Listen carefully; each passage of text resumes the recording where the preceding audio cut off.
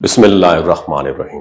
कभी ऐसा लगता है ना कि सब कुछ कर रहे हैं, दुआएं, मेहनत, सब्र, मगर कुछ भी नहीं बदल रहा। दिल टूट जाता है, आंखें भीग जाती हैं और जबान पर बस एक सवाल रह जाता है, या अल्लाह आखिर कब तक।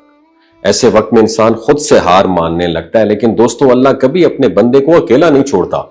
वो सिर्फ ये देखता है कि हमारा यकीन कितना सच्चा है।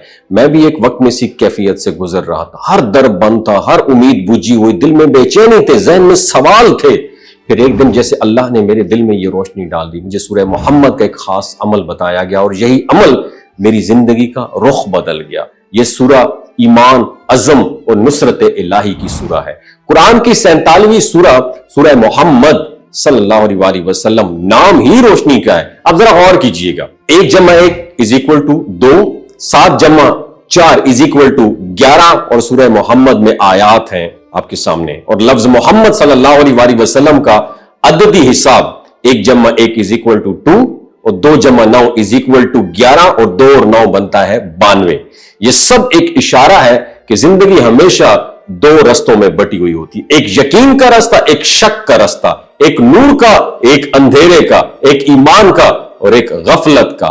सुबह जब सूरज की किरणें नरम हो और दुनिया पुरसुकून हो, वुजू करके किसी से बातचीत किए बगैर 11 बार दुरूद शरीफ पढ़े, फिर सूरह मोहम्मद 2 बार तिलावत करें सल्लल्लाहु अलैहि वसल्लम और अल्लाह से अपनी हाजत मांगे। रात को सोने से पहले यही अमल दोबारा प्रैक्टिस करना है। ये अमल सिर्फ कितने दिन करना है?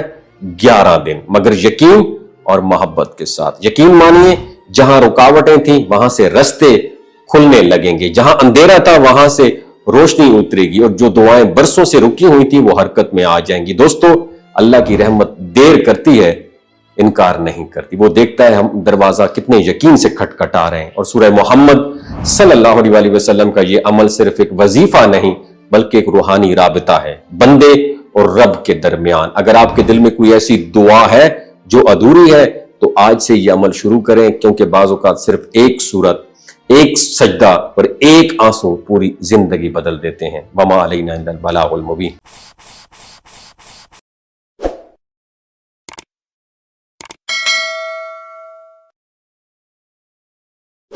बिस्मिल्लाहिर्रहमानिर्रहीम। कभी ऐसा लगता है ना कि सब कुछ कर रहे हैं, दुआएं, मेहनत, सब्र, मगर कुछ भी नहीं बदल रहा। दिल टूट जाता है, आंखें भीग जाती हैं और जबान पर बस एक सवाल रह जाता है, या अल्लाह आखिर कब तक।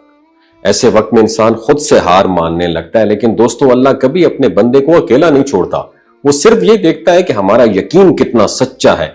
मैं भी एक वक्त में इसी कैफियत से गुजर रहा था। हर दर बंद था, हर उम्मीद बुझी हुई, दिल में बेचैनी थे, जहन में सवाल थे।